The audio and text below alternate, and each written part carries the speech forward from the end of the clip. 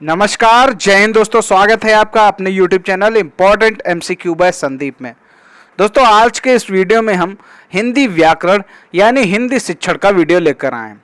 दोस्तों, इस वीडियो में हम आपसे 30 अति महत्वपूर्ण प्रश्नों को पूछेंगे और सारे प्रश्न बहुविकल्पी होंगे, तो इसीलिए वीडियो को पूरा लास्ट तक देखें। और दोस्तों, वीडियो अच्छा लगे तो वीडियो को लाइक भी कीजिएगा। तो दोस्तों, आज के इस वीडियो में 30 अति महत्वपूर्ण प्रश्न ऐसे हैं जो कई बार पूछे जा चुके हैं। तो उन वीडियो के प्रश्नों को अच्छे से देखिए, अच्छे से समझ लीजिए, एक एक प्रश्न का उत्तर अच्छे से याद कर लीजिए। कई प्रश्न ऐसे भी हो सकते हैं जो आपको शायद पहले से आते हों और कुछ ऐसे हो सकते हैं जो आपको पहले से ना आते हों। तो ऐसे सारे प्रश्नों को आप अच्छे से अपने दिमाग में सेट कर लीजिए। तो चलिए शुरू करते हैं आज का वीडियो। वीडियो को शुरू करने से पहले आपसे बताना चाहूँगा, अगर आपने चैनल को सब्सक्राइब नहीं किया तो चैनल को ज़रूर सब्सक्राइब कर लीजिए और घंटे का निशान ज़रूर दबा लीजिए, क्योंकि ऐसे ही वीडियोज़ मैं लगातार आजकल अपलोड कर रहा हूँ। बढ़ते हैं। आज का जो पहला प्रश्न है, तुकबंदी में ख्याल रखा जाता है। तुकबंदी का ख्याल किसमें रखा जाता है? गद्य में, पद्य में, निबंध में या पत्र लेखन में? तो तुकबंदी का ख्याल कहाँ रखा जाता है? तो तुकबंदी का ख्याल रखा जाता है पद्य में।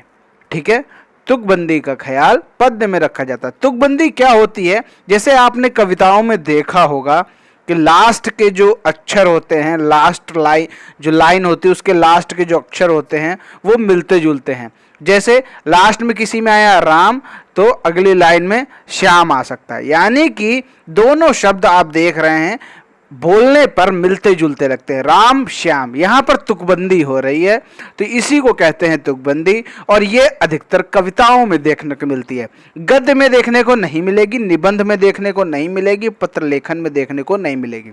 ये सिर्फ और सिर्फ पद्य यानी काव्य कविता में देखने को मिलती है। अगला जो प्रश्न है, जयशंकर प्रसाद की प्रसिद्ध कृतिका का क्या नाम था? आपके सामने चार ऑप्शन है, मृगनयनी, कादंबरी, कामायनी या फिर गीतांजलि। तो जयशंकर प्रसाद की प्रसिद्ध कृतिका का क्या नाम है? वो है कामायनी। अगला जो प्रश्न है, जंगल में लगने वाली आग को क्या कहते हैं? वडवनल, दावानल, कावानल या फिर बड़वाग्नि। तो यहां पर आपके सामने चार ऑप्शन, इनमें से कौन सा सही है?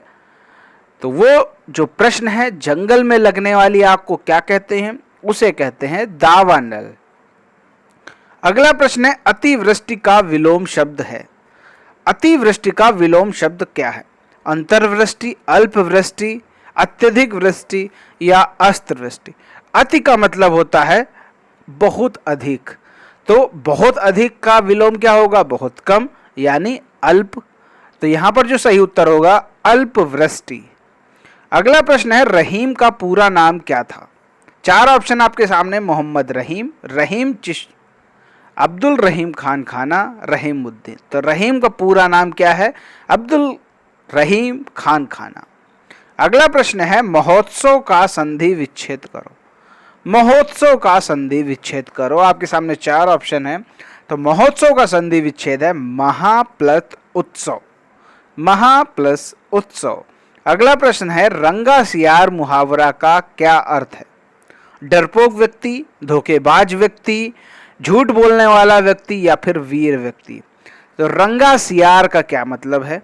ऐसा सियार जो रंगा हुआ हो, अर्थात उसने किसी और का वेश धारण किया हो, तो वो होता है धोखेबाज। धोखेबाज व्यक्ति दूसरे का वेश धारण करता है, अपनी पहचान छुपाता है और दूसरे की पहचान बताने की कोशिश करता है, तो होता है धोखेबाज। रंगा सियार अर्थात धोखेबाज। अगला प्रश्न है, श्री गणेश शब्द का विलोमार्थी शब्द बताइए। विलोमार्थी मतलब विलोम का शब्द बताना है। श्री गणेश का मतलब होता है शुरुआत करना, और तो शुरुआत करने का विलोम क्या होगा? अंत करना, मतलब इति श्री। ऑप्शन नंबर डी इसका सही उत्तर होगा। श्री गणेश का विलोमार्थी शब्द है इति श्री। अगला प्रश्न है, संप्रति का क्या अर्थ है? पुत्र, प्रेषक, वर्तमान या फिर प्रतिलिपि। तो संप्रति का अर्थ है वर्तमान। अगला प्रश्न है, बेपेंदी का लोटा मुहावरे का अर्थ क्या है? निर्धन व्यक्ति, स्थिर विचारों का ना होने वाला व्यक्ति, मूर्ख व्यक्ति या दुष्ट व्यक्ति। मतलब क्या है, बेपेंदी का लोटा। बेपेंदी का लोटा कैसा होता है, जिधर मर्जी होता है उधर लुढ़क जाता है। इसका क्या मतलब है कि वो स्थिर नहीं है, मतलब स्थिर विचारों का ना होने वाला व्यक्ति बेपेंदी का लोटा कहलाता है। आगे बढ़ते हैं, अगला प्रश्न है, यहां पर शब्दों के विलोम बताने हैं। उपकार का विलोम बताइए। बुराई, निंदा, अपकार या फिर अपकर्ष। तो उपकार का जो विलोम होगा वो होगा अपकार। दोस्तों आप लास्ट में ये जरूर बताइएगा कि आपके कितने सही हुए। और दोस्तों वीडियो अच्छा लग रहा हो तो वीडियो को तुरंत लाइक कर दीजिए, बाद में लाइक करने को मत छोड़िए, अभी लाइक कर दीजिए। 12वां प्रश्न है, गंभीर का विलोम शब्द बताइए। शरारती, उत्पाती, वाचाल या फिर सतर्क। तो जो गंभीर का विलोम शब्द होगा वाचाल। अगला प्रश्न है, आस्था का विलोम। अनास्था, वैमनस्यता, अंधविश्वास या अविश्वास। तो आस्था का विलोम क्या होगा, अनास्था। अगला प्रश्न है, शयन का विलोम बताइए। शयन का विलोम क्या होता है, जागरण, निद्रा, शयन कक्ष या फिर रात्रि। तो इसमें कौन सा सही है वो आपको बताना है। तो शयन मतलब होता है सोना, तो सोना का उल्टा क्या होगा, जागना। तो यहाँ पर जो सही उत्तर होगा जागरण, क्योंकि निद्रा का भी अर्थ होता है सोना। शयन कक्ष का मतलब होता है जहाँ पर सोया जाता है, उस कक्ष को शयन कक्ष कहते हैं। और रात्रि तो आपको मालूम ही है, दिन रात्रि।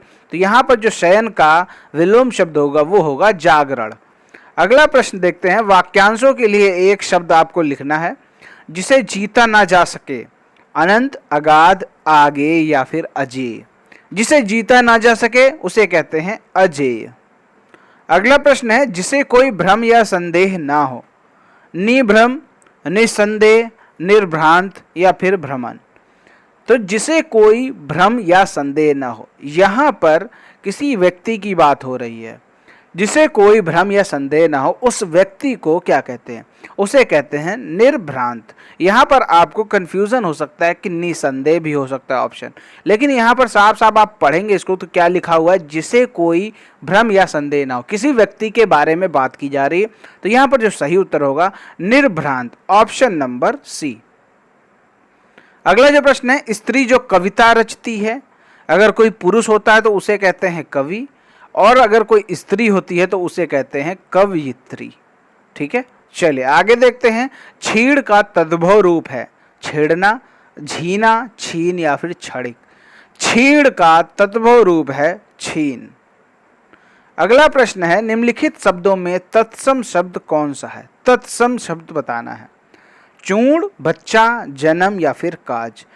नीचे के तीनों ये हैं तद्भव शब्द। ठीक है, अब पूछ रहा है तत्सम, तो तत्सम आपका है चूर्ण। और बात करें अगर चूर्ण का तद्भव क्या होगा, तो चूर्ण का तद्भव होगा चूरन। ठीक है, ये भी आपको याद होना चाहिए, क्योंकि कभी कभी बोल दे कि चूर्ण का तद्भव बताओ तो आप बता सके कि चूरन होता है।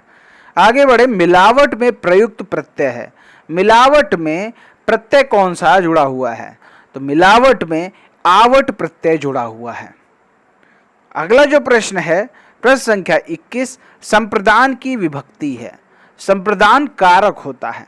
अब संप्रदान के लिए कौन सी विभक्ति का प्रयोग किया जाता है, के लिए, का, पर या फिर ए। तो संप्रदान के लिए के लिए विभक्ति का प्रयोग किया जाता है। अगला प्रश्न है, सर्वनाम के कितने प्रकार हैं।